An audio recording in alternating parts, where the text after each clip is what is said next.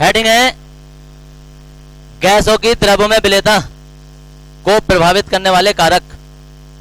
अब ऐसे कौन कौन से कारक हैं उनके बारे में थोड़ी सी चर्चा करेंगे, लिखेंगे नहीं, जो इसे प्रभावित करेंगे। और जो प्रभावित करने वाले कारक हैं, एक तो सबसे सिंपल सी बात है, सोचने वाली बात है। सिर्फ हमारे पास ये द्रव भरा है, अब हम किसी गैस से कहें कि आके घुल जाए तो आसानी से तो घुलेगी ना, गैस रुके। यहाँ क्या होता है कि जैसे कोई गैस डाली जाती है ऊपर से इसे बंद करना पड़ता है। समझ रहे हो? बंद करने का मतलब समझ रहे हो? कैसे जबरदस्ती दबाया जा रहा है, तब ये विलय हो रही है। अब सोचो ढक्कन खुला है, गैस है, चलो थोड़ा बहुत रुक भी गई, लेकिन हमने ताप बढ़ा दिया, ताप जो है बढ़ा दिया, तो गैस ज्यादा घुलेगी या कम घुलेगी? ज्यादा घुलेगी या कम घुलेगी? नॉर्मली आमतौर पर मैं तुम्हें एक बात बता दूं, हमारे पास चीनी है, मतलब कोई जल है, उसमें हमने चीनी डाल दी या नमक डाल दिया, उसे हमने गर्म करा, क्या होगा? घुल जाएगी, विलेयता ज्यादा हो जाएगी। गैस होगी, वह गैस तो रुकेंगे नहीं, थोड़ी बहुत जो थोड़ी बहुत रुक रही थी गर्म करा वो वैसे ही भाग जाएगी, और साथ में और पानी बढ़ जाएगा, तो कुछ नहीं रुकेगा। तो हमारे पास क्या है, एक नियम पता चल गया कि जैसे हम जब जब ताप बढ़ाएंगे तब तब गैसों की विलेयता कम हो जाएगी। समझ में आ गया? कम हो जाएगी मतलब रुकेंगे नहीं, चली जाएंगी। अब जैसी गैस जा रही थी, फटाक से हम ढक्कन लेकर आए, हमने और ऊपर से सगोड़ सगाड़ के बंद कर दिया प्रेशर के साथ में। अब ये इसके अंदर घुल गई, चाहे जो कोई बार बार जैसा भाग रहा है, हमने उसे खींच खा के जबरदस्ती बंद कर दिया, अब फिलहाल बंद हो गया, आ गया, घुल गया, नहीं माना, तो क्या किया हमने? दाब बढ़ाया था। तो दाब बढ़ाने पर क्या हो रहा है? दाब बढ़ाने पर विलेयता बढ़ रही है, क्योंकि अगर वो इसके अंदर घुल भी नहीं रही है तो हमने उसे जबरदस्ती घोल दिया, और अगर और भी ज्यादा नहीं घुल रही है तो और ज्यादा हमने दाब बढ़ा दिया, तो और इसके अंदर तक यहां तक पहुंच जाएगी। जितना ज्यादा दाब बढ़ाएंगे विलय हो जाएगी, दाब बढ़ाने पर हो जाएगा। तो एक पता चल गया, दाब बढ़ाने पर विलेयता घट जाएगी और दाब बढ़ाने पर विलेयता बढ़ जाएगी। और तीसरा तुम्हारा एक पॉइंट होगा, तुम्हें खुद ही सोचना है कि एक हमारे पास गैस है, एक हमारे पास द्रव है,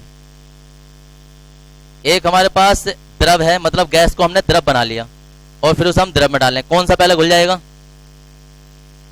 एक गैस एक द्रव आपस में जल्दी घुल जाएंगे या द्रव द्रव आपस में जल्दी घुल जाएंगे? क्या घुलेंगे?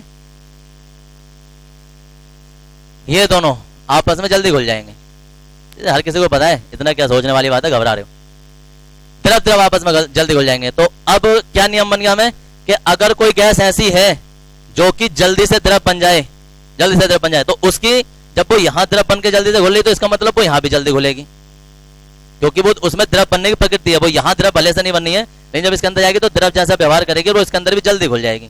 एक ऐसा, अब कोई कहे ऐसी कौन सी गैस होती है, तो हमारे पास ये अमोनिया का नाम तुमने सुना है, अमोनिया का नाम सुना, NH3, वो द्रव में भी पाई जाती है और गैस अवस्था में भी होती है। N2 अमोनिया, सॉरी नाइट्रोजन, तो नाइट्रोजन जो है वो गैस भी होती है, लेकिन उसे हम दबाते हैं तो वो द्रव अवस्था में आ जाती है। ऑक्सीजन, लिक्विड ऑक्सीजन, ऑक्सीजन कभी देखना नली में जाते हुए दिखाई देती है, अगर जो हम ऑक्सीजन के पाइप के सिलेंडर में देखेंगे तो हमारे पास O2 हो जाए, N2 हो जाए, NH3 हो जाए, ये जितनी भी गैसें हैं ये शीघ्रता से द्रवित हो जाती हैं, इसलिए घुलती भी अच्छी हैं। अब कोई ऐसी गैस है जैसे क्लोरीन हो गई या और भी कोई ऐसी गैस है, CO2 हो गई, जो कि द्रव में बनती नहीं है, वो सीधा गैस, या ज्यादा से ज्यादा कभी कभी CO2 ठोस बन जाती है, वरना गैस की। तो ऐसी गैस है जो गैस की गैस ही रहेंगी, कभी घुलेंगे नहीं, तो उनकी विलेयता कम होती है। तो यहां से एक नियम पता चला कि वे गैस जो शीघ्रता से द्रवित हो जाती है उसकी विलेयता द्रव्यों में अधिक होती है, और जो गैस शीघ्रता से विलय नहीं, शीघ्रता से द्रवित नहीं होती है, मतलब वो द्रव ना बने, तो उसकी विलेयता कम होती है। जैसे जैसे कि जो गैस द्रव में बन जाएगी ना वो जल में जल्दी से घुल जाएगी। एक बात याद रखना, एक होते हैं विलायक, ध्रुवीय विलायक, ध्रुवीय हमारे पास बेंजीन हो गया, कार्बन वाले ज्यादातर ईथर वगैरह हो गए हो गया, अमोनिया हो गई, ये अध्रुवीय विलायक हो जिनमें कार्बन ना हो या नॉर्मल इन पर कोई आवेश ना हो। तो जितने भी गैसें हैं जो द्रवित होती हैं वो इनमें बहुत अच्छा घुलती हैं, इनमें बहुत कम घुलती हैं। जो गैसें हैं वो अल्कोहल, बेंजीन या ईथर वगैरह में, या जो एसिटिक अम्ल होता है हमारे पास सिरका, उसमें कम घुलती हैं, और जल में या अमोनिया में जल्दी से घुल जाती हैं। ये उदाहरण में आ जाएगा। तो इस तरीके से हम इसके 3 कारक पढ़ने वाले हैं, ताप का प्रभाव, दाब का प्रभाव और विलायक का प्रभाव, इसकी विलय की प्रकृति या विलायक की प्रकृति, तो इसको पढ़ने वाले। तो सबसे पहले हमारे पास इसमें लिखेंगे कैसे निम्नलिखित कारक प्रभावित करते हैं, और नंबर 1 लिखेंगे ताप का प्रभाव। ताप, ताप का प्रभाव।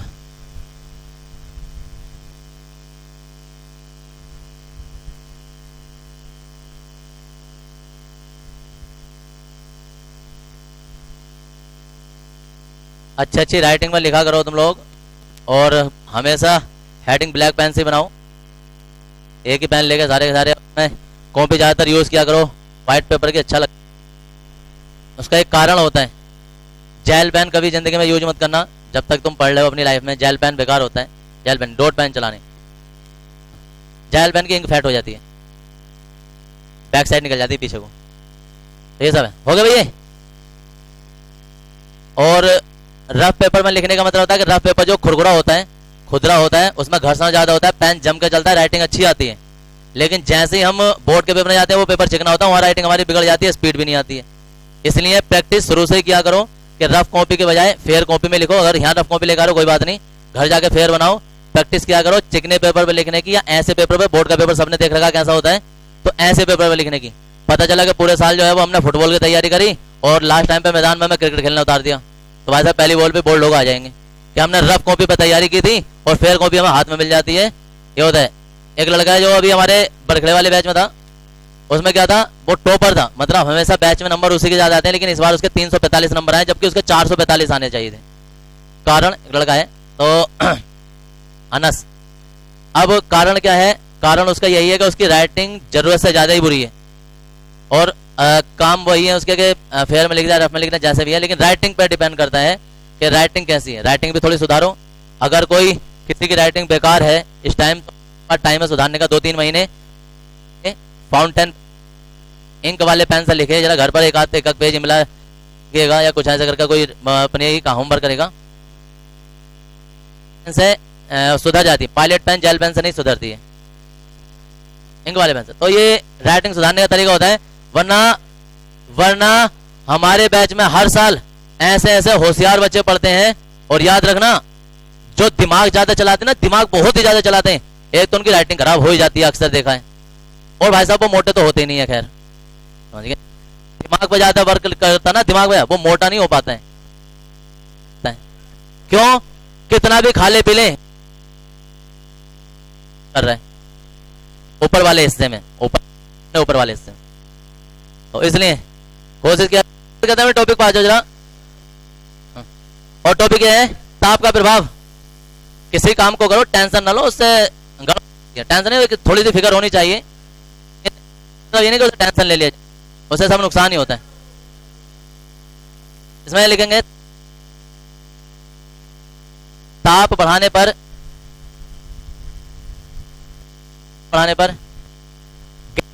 में विलेयता आने पर गैसों की द्रव्यों में विलेयता क्या होता है, घटती है।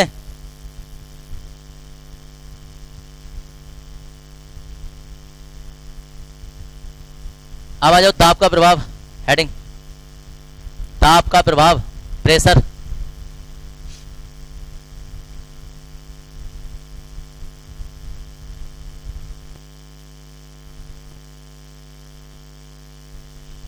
का प्रभाव, और जिसमें लिखेंगे ताप बढ़ाने पर गैसों की द्रव्यों में विलेयता,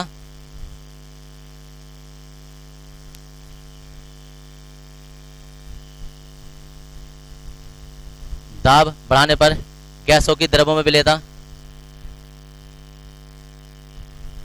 बढ़ती है, गैसों की द्रव्यों में विलेयता बढ़ती है।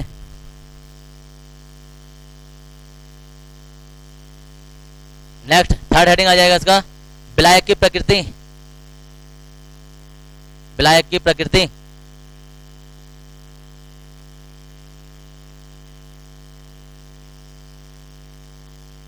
विलायक की प्रकृति। और विलायक की प्रकृति में लिखेंगे वे गैस क्या हो गया, ब्लैक प्रकृति। वे गैस जो शीघ्रता से द्रवित हो जाती है, शीघ्रता से द्रवित हो जाती है,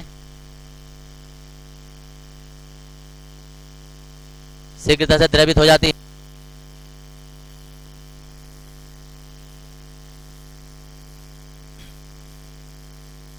उसकी विलेयता उतनी ही अधिक होती है, उसकी जल में विलेयता उतनी ही अधिक होती है, उसकी जल में विलेयता उतनी ही अधिक होती है।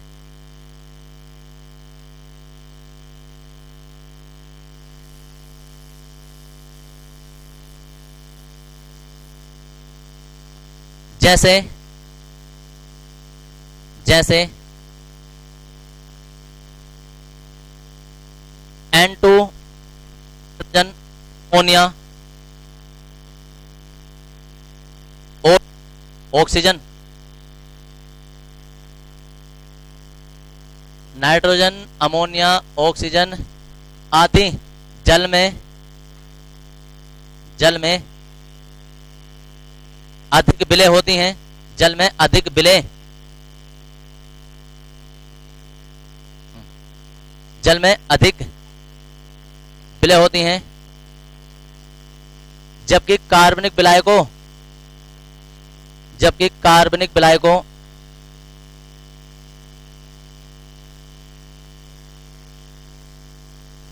कार्बनिक विलायकों जैसे एल्कोहल, एल्कोहल बेंजीन आदि, एल्कोहल बेंजीन आदि में अल्प विलय होती हैं,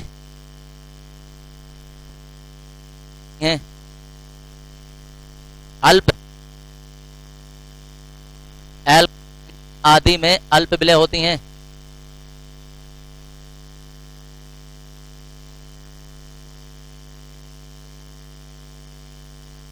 अभी भी ना भाई बता, और ध्रुवीय विलायक क्या होते हैं? ध्रुवीय विलायक कौन कौन से होते हैं? जिनमें कार्बन नहीं।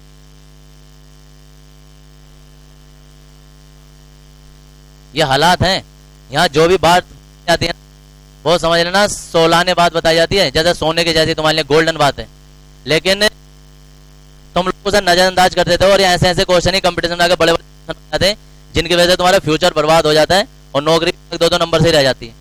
तो अगर जो कोई काम की बात तुम्हें लगे और ये जो बातें बताई जाती है ना, एक किताब में नहीं होती है, ये अपने आप को, तो ये जैसी कोई बात होती है तो तुम्हें पता होगा कि ये जो रेड लाइन होती है ना, रेड लाइन जिस पर तुम चैप्टर नाम डालते हो, ये रेड लाइन चैप्टर का नाम डालने की नहीं होती है, ये कोई शॉर्ट नोट या कोई काम की चीज या मेमोरेबल कोई नोट लिखने कि कोई चीज आई लिखते लिखते लिख दिया फिर लिख दिया। ऐसे नहीं कि हर पेज पे चैप्टर डाला जाएगा, तो कंपनी बेवकूफ नहीं है, या ऊपर का छोड़ा है वो इसलिए छोड़ा है कि इसकी काम की बात है ऊपर लिखे जाए, इस पेज की काम की बात है उसके ऊपर, ये जहां चैप्टर हो रहा है तो उस दिन चैप्टर दिया जाए। तो ऐसा नहीं कि ये सिर्फ पढ़ने वाले बच्चों के लिए, हर काम वालों के लिए रजिस्टर बनाए जाते हैं और उनके लिए भी जो भी कोई काम की बात होगी। सोचो कोई कंप्यूटर पढ़ रहा है और कंप्यूटर शॉर्ट ऐसी चीज तो फटाक से वो ऊपर लिख देगा कि ये शॉर्ट की दबाने से ये हो जाएगा। तो वो सारी काम की बात होती है। अभी जैसे मैंने तुमसे पूछ लिया कि ध्रुवीय विलायक होते हैं, तो ऐसी गलत बताओगे। अब कोई कहे यार एक ही बार तो गलत बताया, तो समझ लो एक ही बार फेल हो गए तुम, अगले साल पढ़ लो। अब ऐसा होता है, तो गलती का मौका यहाँ अगला साल लग जाता है। गलती का मौका ये नहीं कि दोबारा चांस मिलेगा। वो फिल्म दुनिया में होते हैं कि हीरो की गोली कभी खत्म ही ना होती है, गद्दारों की उसके लगती भी नहीं है। वो सब काल्पनिक चीजें होती हैं। हमारे यहाँ सब होता है, पहली गोली डायरेक्ट ही लगती है भाई साहब, और पहले साल में टपक जा।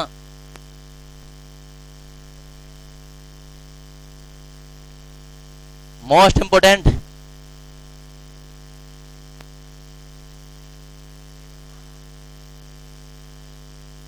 देखा नहीं है, फिल्मों में कभी कभी होता है 6 राउंड राइफल होगी हीरो के पास, 6 राउंड, सिर्फ 6 गोली मात्र होंगी और 20-25 मार चुका होगा भाई साहब, और गोली ना भरेगा और ना गोली कभी खत्म होंगी। क्या चीज करते हैं?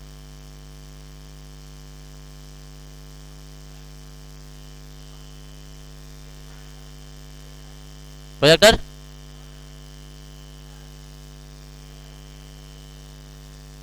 स्पीकर चालू करते हैं। तो भाई हेनरी के नियम की बात करते हैं हम, जरा बात मत करो भाई, हेनरी के नियम की बात करते हैं। और हेनरी का नियम जो है ना, अभी अभी तुमने प्रभावित करने वाले कारक लिखे थे और वो 3 कारक हैं, उनमें से तुम्हारा जो सेकंड वाला है दाब का प्रभाव,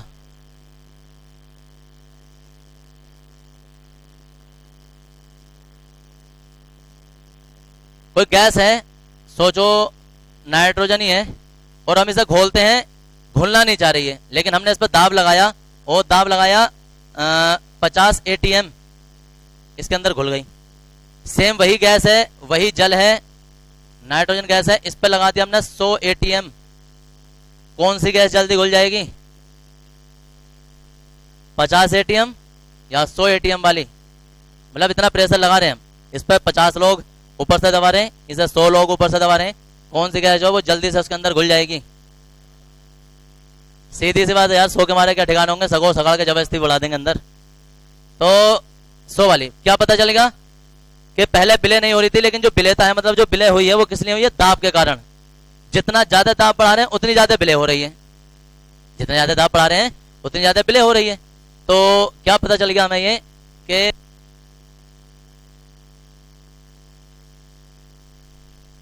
वो आरोपित दाब के अनुक्रमानुपाती है। खाली दाब मत लिखना, ऐसा दाब तो वायुमंडल दाब भी लगता है। आरोपित दाब के अनुक्रमानुपाती जाती, यही हेनरी का नियम है। जैसे ये कॉन्सेप्ट समझ में आ गया, वो हेनरी का नियम भी लिख देगा। क्या है कि गैसों की द्रव्यों में विलेयता उस पर आरोपित दाब के अनुक्रमानुपाती होती है। गैसों की जो विलेयता है वो आरोपित दाब के अनुक्रमानुपाती है, जितना ज्यादा दाब होगा उतनी ज्यादा वो विलेय होंगी।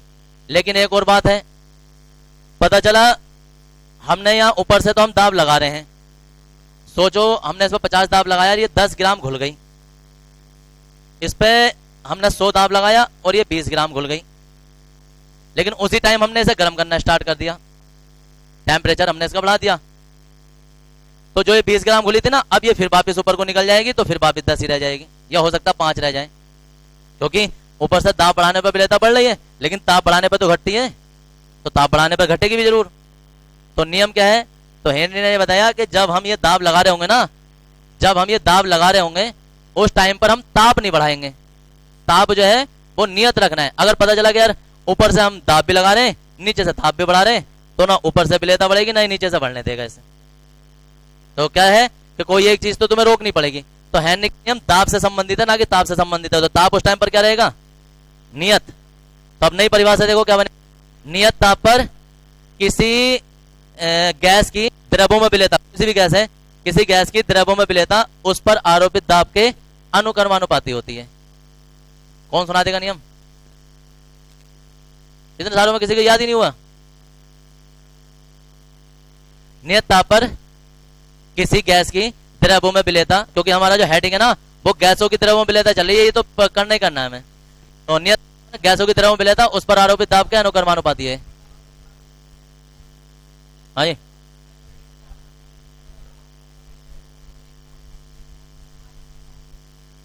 हाँ जी, पीछे और कोई एक न बता तो बस, सबका ठेका तुम नहीं ले रखा है।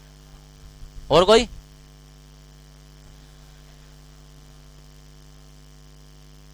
चलो लिखेंगे इस नियम के अनुसार, लिखेंगे नियम, इस नियम के अनुसार, इंपोर्टेंट है ये, इस नियम के अनुसार नियत ताप पर, नियत ताप पर गैसों की द्रव्यों में विलेयता, नियत ताप पर गैसों की द्रव्यों में विलेयता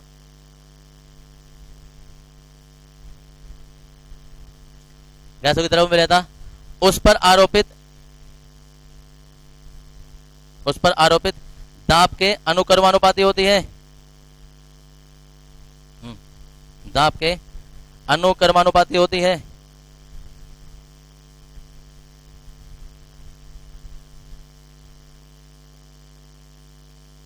दाब के अनुक्रमानुपाती होती है।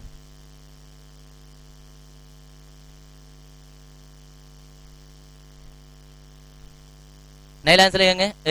दरअसल वो जो तुमने परिभाषा लिखी ना, उसे कॉमा इन्वर्टेड कॉमा बंद कर देना ऊपर से, इस नियम के अनुसार के बाद में हो गया। अब देखो इसमें जो ये हिंदी में लिखा हुआ है, फिर जरा थोड़ा सा शब्दों में लिख दो। अब बात आती है विलेयता। तो विलेयता जो होती है ना, कि कितनी घुली, कितनी नहीं घुली, कितनी रह गई, वो सब विलेयता जो मात्रा ही होती है, कोई नई चीज नहीं होती। विलेयता का मतलब भी हम उसकी मात्रा ही होती है। हम कह रहे हैं ना 10 ग्राम विलेय हो गई, तो ये 10 ग्राम जो ना ये उसकी विलेयता बन गई। तो विलेयता उसकी मात्रा होती है, मतलब उसका वजन होता है, और वजन जो है वो हम उस एम से दर्शाएंगे कि उसका जितना अनुक्रम के दाब के अनुक्रमानुपाती हटा देंगे और यहाँ एक के लगा देंगे। यहाँ जहां के एक नियतांक है,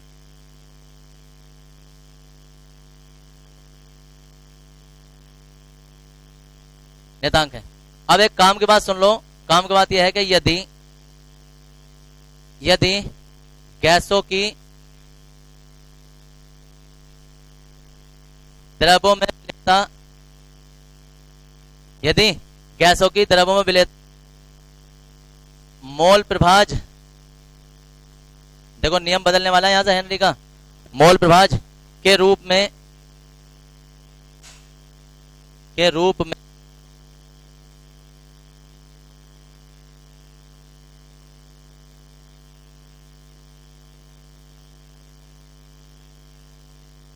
तब हेनरी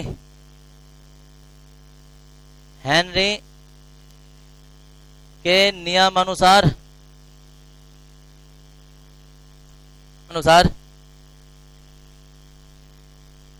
गैस पर आरोपित गैस का आंशिक दाब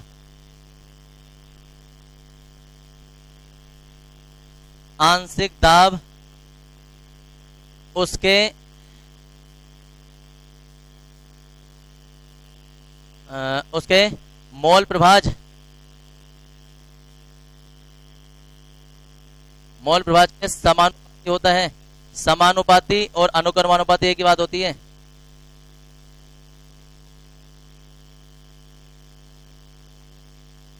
होता है अर्थात क्या बताने वाले हैं हम ये बता रहे हैं जो आंशिक दाब है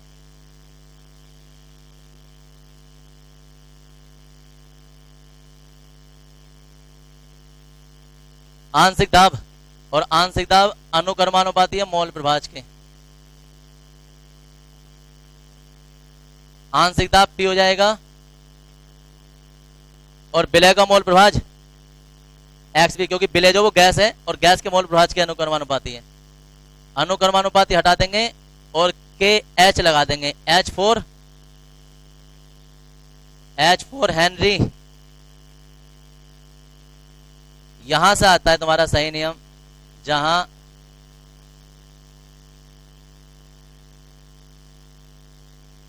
के एच एक नियतांक है। पहले के था, अब पहचान के लिए एच और लगा दिया है ताकि हेनरी का नियतांक बन जाए। जहां के एच एक नियतांक है जिसे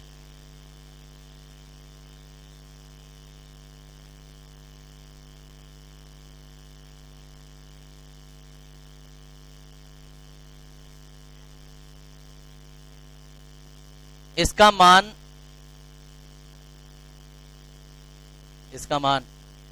के एच बराबर जो ना वो P अपॉन एक्स भी हो जाएगा। यहां तक तुम्हारा ये हेनरी का नियम होता है। देखो इधर एक मिनट सुन लो। अभी दरअसल कोई कहीं यहाँ के एच नहीं लगाया, दरअसल ये एक सामान्य नियतांक था, अभी पूरा नियम यहाँ हुआ नहीं था। जो कंप्लीट नियम तुम्हारा हेनरी का होता है वो यहाँ क्या होता है, तो वो कंप्लीट नियतांक जो आता है वो के एच आता है। ये तो जो हेनरी का नियतांक बनता है, के तो स्थिरांक हो गया, एच जो वो हेनरी का नियतांक हो गया, तो हेनरी स्थिरांक कहलाता है। यहां तक ये तुम्हें उतारना है। तीन चीजें होती हैं, मोल प्रभाज, यह है आंशिक दाब, तो आंशिक दाब अनुक्रमानुपाती है मोल प्रभाज के। यहां तक उधर तीन चीजें आती हैं पहले, और तीन चीजें या तो हेनरी का नियम आएगा, हेनरी के नियम के अनुप्रयोग आएंगे, या हेनरी के नियम की सीमाएं आएंगी। इतना तो मानना है। अब बताओ किसे क्या पूछना है। इसके बाद हेडिंग अभी देख लो इधर।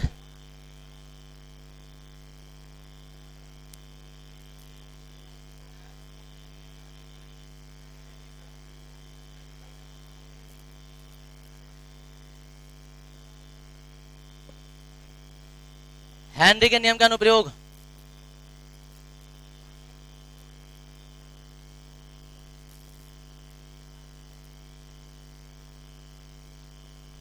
यह निम्नलिखित है।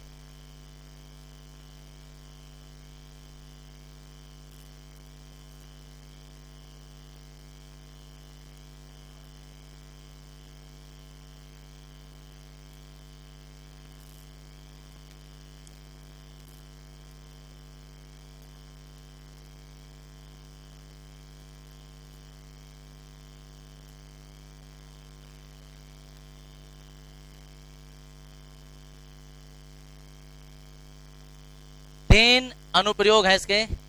पहला है हेनरी के नियम के तीन अनुप्रयोग है। पहला है शीतल पदार्थों में, दूसरा है गोताखोरी में, और इसका तीसरा है पर्वतों पर। और नियम हमेशा दिमाग में रखना कि दाब बढ़ाने पर गैसों की जो विलेयता है वो बढ़ेगी। ये कॉन्सेप्ट हमारा मेन जड़ है ये। अब शीतल पेय पदार्थों में देखो कैसा हो जाएगा। पहले वाले हेडिंग के जो हम बात करते हैं तो अरे करके डायरेक्ट हेडिंग ही डाल देना, इनके तीनों लिखने की जरूरत नहीं है, डायरेक्ट हेडिंग बना देना। मैंने तुम्हें सिर्फ बताने के लिए, एक्सप्लेन करने के लिए लिख दी तीनों, वरना डायरेक्ट यह निम्नलिखित है नंबर 1 ये वाला हेडिंग बना लेना, नंबर 2 ये, मतलब तीनों ना लिख कर डायरेक्ट हेडिंग बना लेंगे। अब सुन लो पहले एक मिनट। शीतल पेय पदार्थों में ये हर किसी को पता ही है कि में द्रव में गैस घुलना चाहिए, नहीं घुलेगी। तो जैसे किसी कोल्ड ड्रिंक हम ढक्कन खोलते हैं तो उसमें से देखा होगा गैस निकलती है। तो वो जो गैस निकलती है एक तो उसके संरक्षण के लिए रखी, और दूसरी बात द्रवों के अंदर गैसें आसानी से जाती नहीं है। वहां हेनरी का के जैसे ही किसी गैस पर दाब आरोपित किया जाता है तो उसकी विलेयता द्रव के अंदर बढ़ जाती है, जो ना घुलना चाह रही थी वो भी घुल जाएगी और जैसे तो बुलबुलों के रूप में, और वैसे भी वो गैस निकलते हुए दिखाई देगी किसी भी कोल्ड ड्रिंक का। तो क्या है इसके लिए? पहले वाला कि शीतल पेय पदार्थों में किसी भी पेय पदार्थ का ढक्कन खोलने पर, किसी बोतल का ढक्कन खोलने पर उसमें कार्बन डाइऑक्साइड गैस बुलबुलों के रूप में बाहर निकलती है। क्योंकि देखो इधर, क्योंकि शीतल पेय पदार्थों में अधिक दाब पर गैस उसके अंदर भरी जाती है हेनरी के नियम के अनुसार। दाब बढ़ाने पर बहुत ज्यादा अधिक दाब लगाया जाता है और गैस जो है वो द्रवों के अंदर मिक्स कर दी जाती है, ताकि वो लंबे समय तक, कम से कम 6 महीने 8 महीने ये सब में होती है, जितने भी तुम्हारे पास फ्रूटी माजा होती है। अब दिख जाएगी किसी के अंदर गैस नहीं होगी ना, अरे सुनो इधर, वो गैस नहीं होगी तो मैक्सिमम 1 दिन 2 दिन 3 दिन में खराब हो जाएगी वो।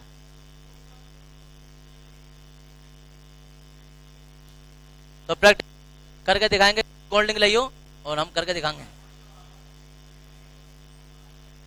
कोल्ड ड्रिंक होनी चाहिए। डॉक्टर के पास मरीज आएगा तभी तो इलाज बताएगा, जब मरीज नहीं आएगा डॉक्टर इलाज कहां से बताएगा भाई? तो तुम जो कह रहे हो कि प्रैक्टिकल करके दिखाओ, तो उसके लिए कोल्ड ड्रिंक लेकर आओ, हम बाकायदा बुलबुले भी दिखाएंगे, पी के भी दिखाएंगे, उसे सब दिखाएंगे। तो और ऊपर से जब ये सारा प्रैक्टिकल हो जाए तो उसकी फीस भी देगा जाइए फिर बाद में, क्योंकि ऐसा नहीं है डॉक्टर जब इलाज करते हैं ना, भाई साहब डॉक्टर साहब तुमने मेरे इंजेक्शन लगाया, मेरे दर्द हुआ, लाओ पैसे लाओ मुझे, मेरे इंजेक्शन हुआ, तो ऐसा नहीं हो सकता। कभी तुम ये कहोगे डॉक्टर साहब तुमने तकलीफ दी है, हाँ तो हाँ तो गोताखोरी में, अरे सुनो काम की बात सुनो यार, गोताखोरी क्या होती है कि ये बड़े बड़े जो गोताखोर होते हैं, अब बड़े बड़े का मतलब कोई मोटे गोताखोर नहीं होंगे, दरअसल बड़े गोताखोर का मतलब होता है जितना ज्यादा लंबा सांस रोक लेते हैं वो। ये गोताखोरी भी एक अपने आप में कला होती है, ऐसे नहीं जाके तुम जाके एकदम से कूद पड़ो, तुम तो 2-3 मिनट में ऊपर आ जाओगे और तैरते हुए नजर आओगे फिर। तो उसमें क्या है, गोताखोर जो होते हैं वो अगर किसी समुद्र की गहराई में जब जाते हैं तो ऐसा मत सोचना कि डायरेक्ट उनसे बोला कि भाई कूद जाओ, जहाज में से नीचे कूद कर अंदर चले गए। अगर वो नीचे जाते रहे तो एक लिमिट ऐसी आएगी, लगभग 100 फीट 200 फीट नीचे जाके, कि द्रव का जो दाब होगा ना चारों ओर से इतना हो जाएगा कि उनकी जो हड्डियां पसली है ना, ये टूट के सारी बराबर हो जाएंगी, सारी हड्डियां टूट जाएंगी। इसलिए जब भी कोई गोताखोर जाता है द्रव के अंदर, किसी भी समुद्र के अंदर, तो वो देखना वो सफेद रंग की कॉस्ट्यूम से पहन लेते हैं। वो धातु की, मेटल की, हार्ड मेटल की बनी होती है, जिससे कि अगर पूरा प्रेशर का समुद्री जल का या किसी भी जल का उसका जब द्रव का दाब लगे तो वो बच जाए, वरना सारी इधर की पसली ना इधर आकर मिक्स हो जाएंगे, इतना प्रेशर पड़ता है। एक बात। दूसरी बात, यहाँ हेनरी का नियम कहाँ लगा? तो जब वो अंदर गया तो दाब बढ़ गया, ऊपर से देखो, ऊपर से भी पानी आ गया, कितना पानी होगा उसके ऊपर, वजन कितना होगा सोचो, नीचे भी वजन है, साइड से भी वजन है, इधर से वजन है, प्रेशर बढ़ गया। तो एक चीज होती है हमारे यहाँ बीपी, जो सुनते हो तुम, इस ब्लड के अंदर हमारे यहाँ ऑक्सीजन भी होती है, जो हीमोग्लोबिन काम करता है, बायो वाले जानते होंगे। ये हीमोग्लोबिन ऑक्सीजन वाहक का कार्य करता है, एक स्थान से दूसरे स्थान तक जाता है। अब नाइट्रोजन भी हमारे अंदर, हीलियम का मिश्रण भी के अंदर है। अब ये इतना मिश्रण है जितने में हम जी रहे हैं, ठीक इतना। जैसे तो जो हमारे ब्लड 5 लीटर है और उसमें अगर जो 10 ml ऑक्सीजन होगी ब्लड घुलोगी तो 10 ml ठीक है जीने के लिए। अगर कम होगी तो भी हमें सांस उल्टे सीधे आने लगेंगे, और अगर जो ज़्यादा हो गई तो भी खतरा ही है। कुदरत ने बड़े अजीब तरीके से शरीर के मेंटेनेंस किया कि ताप बढ़ गया तो भी बुखार, कम हो गया तो भी बुखार, मिठास बढ़ गई तो भी बीमारी, कम हो गई तो भी बीमारी। ऐसे ही बीपी बढ़ गया तो भी बीमारी है, घट जाए तो भी बीमारी है। ऐसे ही हमारी गैसें अगर घुल जाए ज़्यादा तो भी गड़बड़, ना घुले तो भी गड़बड़। तो ऐसे ही वो समुद्र के अंदर जाते हैं तो उनके ब्लड में ये जो गैस पहले थोड़ी सी 10 ml घुल ली थी ना, वो क्योंकि दाब बढ़ गया, तो हेनरी का नियम क्या कहता है, दाब बढ़ने पर विलेयता बढ़ जाएगी, तो जो और जो गैसें थी और ज्यादा घुलनी शुरू हो जाएंगी, जहां थोड़ी चाहिए थी और जल्दी जल्दी घुलेंगी, तेज घुलेंगी। फिर इससे क्या होगा, इससे अंदर तो वो बर्दाश्त कर लेगा क्योंकि पूरे ऑक्सीजन वगैरह सिलेंडर लेके जाता है, ये सब कुछ जाते हैं तो वो तो बर्दाश्त कर लेगा थोड़ा बहुत, या कोशुम वगैरह जो पहने हुए। लेकिन जैसे ही बाहर आएगा तो सोचो कोई चीज हमने पहले दबा दी, एक नॉर्मल स्प्रिंगर रखा, उससे कुछ नहीं कहा तुमने, ठीक है, लेकिन दबा दिया, और दबा के जब तुम हटाओगे तो तुम्हें लगेगा वापस अपनी जगह आएगा, वो वापस ऊपर जाएगा उल्टा। इतना ऊंचा स्प्रिंग है, हमने उसे दबा दिया, जैसे इतना ऊंचा कोई स्प्रिंग था हमने उसे दबाया और उसे इतना छोटा कर दिया। अब जैसे हम ये वाली चीज हटाएंगे, ये वाला ऊपर वाला प्रेशर हटाएंगे, तो ये बस यहीं आकर रुक जाएगा, नहीं यहां जाएगा पहले, फिर बाद में आके यहाँ रुकेगा अपना। तो ऐसे ही हमारे जैसे ये दाब बढ़ाने पर गैसें ज्यादा घुल गई थी, अब जैसे ही गोताखोर ऊपर आते हैं तो क्या होता है, ऐसा जो फटाक से एकदम से वायुमंडल दाब के बराबर होता है तो उनके नाक से कान से ब्लड आ जाता है, वापस मर ही जाते हैं वो। जहां जहां से ये क्या होता है कि मुंह से, नाक से, कानों से ऐसा उसके टंकी से चलती है ब्लड की, फटाक से ऊपर आने पर। तो इस समस्या क्या है ना भाई, गोता अंदर गए थे, समझ में नहीं आया क्या हुआ भाई, अंदर गए थे बाहर आए तो ऐसा लगता है अंदर किसी चीज ने काट आया, कुछ करा, बहुत सारे वो बाद में पोस्टमार्टम सब पता चलता होगा। लेकिन जो कारण होता है वो हेनरी का नियम होता है कि भाई अंदर गया था तो सेफ्टी के साथ जाना चाहिए था, ताकि अंदर जाके तुम्हारी विलेयता घटती बढ़ती तो कोई बैलेंस करने वाली कोई चीज होनी चाहिए थी। तो होता क्या है कि जैसे वो ऊपर आता है तो उसकी जैसी वो विलेयता उसकी कम होती है तो वो खून भी उसके साथ साथ वापस आ जाता है, गोताखोर मर जाता है। तो उसके लिए क्या, तो समाधान के लिए हमारे शरीर में सिर्फ ऑक्सीजन होती है, तो ऑक्सीजन ना होकर उसमें 11.7% तो ऑक्सीजन हीलियम, 32.1% जो है वो ऑक्सीजन, और 56.2% जो है वो नाइट्रोजन का मिश्रण एक सिलेंडर में भरकर और उसे अंदर लेके जाया जाता है, उसे सिलेंडर के साथ जाया जाता है। अब जब कभी भी तुम किसी गोताखोर को देखोगे ना तो उसके पीछे सिलेंडर बंधा हुआ देखोगे, जो बहुत गहराई में जाते हैं समुद्र के, तो सिलेंडर जो होता है ना तो उसमें इस चीज का मिश्रण होता है, जैसे ही कोई एक गैस ज्यादा घुलेगी तो दूसरी उसे बैलेंस बनाए रखती है, ताकि जब वो आए तो आराम से सेफली बाहर आ जाए, रहे गोताखोरी के लिए। तीसरा क्या होता है, तीसरा हमारी लाइफ से बड़ा ही अच्छी तरीके से जुड़ा होता है, और आगे चल तुम होगा लड़के हो लड़कियां कि हम जब यहाँ नॉर्मल यहाँ है, एक वायुमंडल दाब है, ठीक है, गैस हमारे अंदर सब खुले हुए हैं, सब कुछ बढ़िया है। अब जैसे हम ऊंचाई पे जाते हैं तो नियम यह है कि ऊंचाई पे जाने पर दाब, पहाड़ों पे चलेंगे, ऊंचाई पे चलेंगे, जितना भी ऊपर जाएंगे अब जो है वो तो हेनरी का जाएगा। क्या है कि पहला गोताखोरी में तो दाब ज्यादा हो रहा था, अब दाब कम हो जाएगा, तो गैसों की विलेयता क्या हो जाएगी, वो कम हो जाएगी। जब कम हो जाएगी तो अब वहां पहाड़ों पर जाकर बहुत सारे लोगों को क्या होता है कि यार सांस लेने में थोड़ी दिक्कत हो रही है, अरे यार पता ना बीपी सा बढ़ रहा है, मुझे सांस नहीं आ रहा, सही से नहीं आ रही, फिर जब बोलते हैं ना कि अरे यार बंद बंद सा गला हो रहा है, दम सा घुट रहा है, ऐसा होने लगता है। दूसरा कि चक्कर से आने लगते हैं, सिर भारी भारी होने लगता है। जब तुम किसी भी सवारी से जाते हैं कहते हैं पहाड़ों पर जाकर मुझे चक्कर आते हैं, चक्कर आने का कारण होता है कि वहां हेनरी का नियम लग जाता है, दाब कम हो जाता है ऊपर जाके, और शरीर कमजोर हो जाता है, और दिमाग सोचने समझने की क्षमता उसकी धीरे धीरे कम होने लगती है, और एक उसे सिचुएशन में रहे। और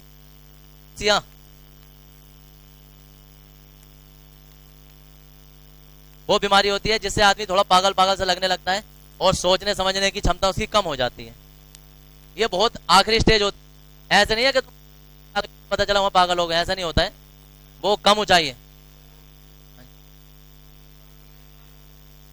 एक और बात बताऊं, हम जैसे आम लोगों को होती है, जो हम यहाँ वातावरण में रह रहे हैं, जो हम अपना वातावरण चेंज करेंगे, जो लोग पहाड़ों पर रह रहे हैं ना, उन्हें फर्क नहीं पड़ता, वो अपने उनका शरीर इस लायक हो जाता है कि वो इन परिस्थितियों को संभाल लेता है।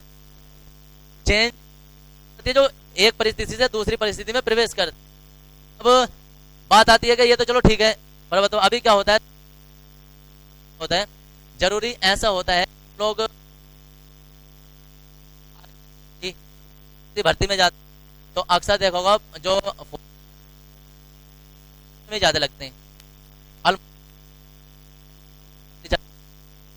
नैनीताल में भर्ती चल रही है या क्या कैंप लगेंगे, हमेशा इधर चल रही है।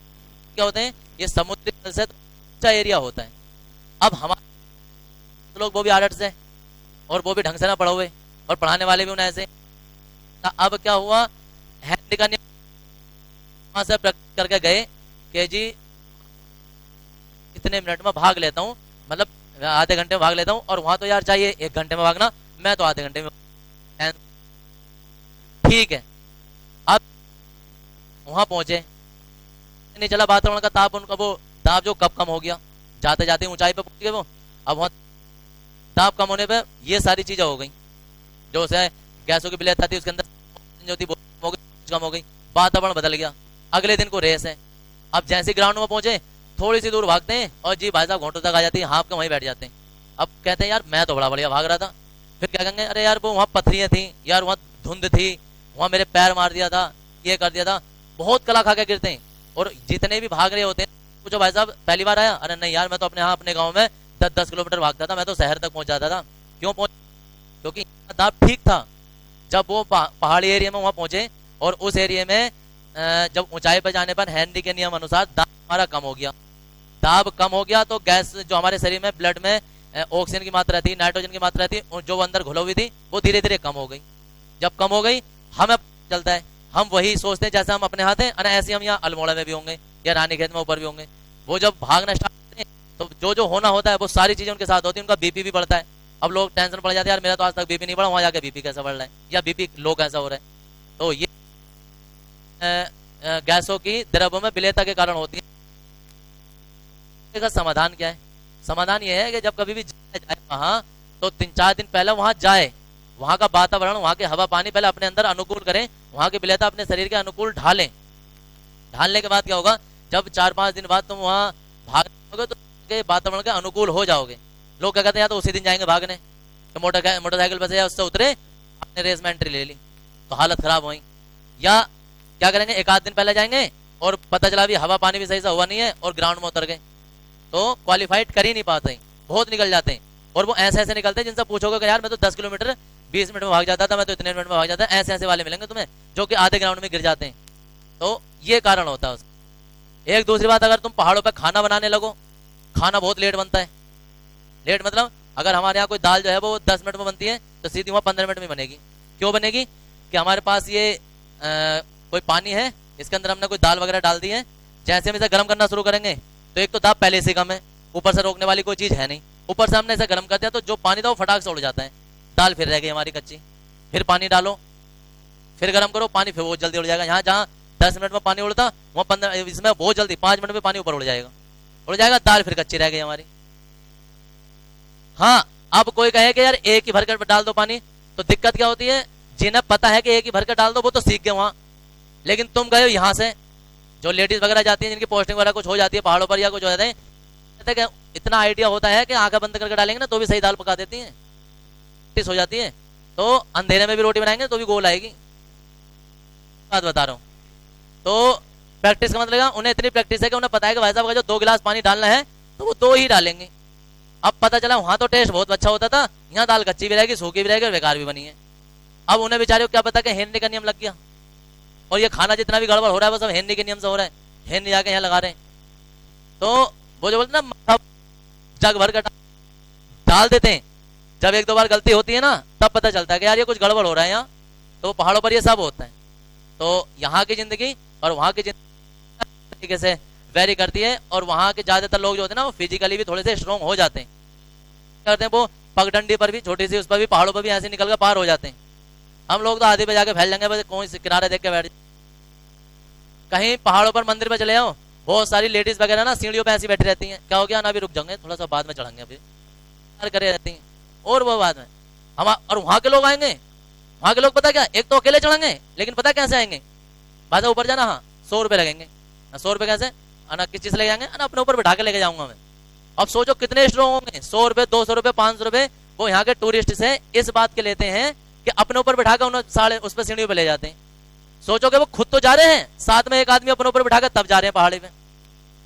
किसने फिल्म भी देखी होगी ना, तो वो उसमें देखा होगा, वो एक छावड़ा सा होता है कुछ, उसके टोकरी सी, टोकरी में बिठा कर तो घुमाए फिरता रहता है। अब अरे सुनो इधर, वही छबड़ा वही आदमी उल्टा हो जाए कि हम छबड़ा ले लें उसे बिठा लें, तो उठाना जाएगा, बैठ गया तो वो, और जैसा तैसा उठ गए तो 2-4 कदम चल गया मुंह के लग गिरेंगे। और साथ वाला जो होता है, साथ वाले से अबे थोड़ा पकड़ यार मुझे वहां, क्या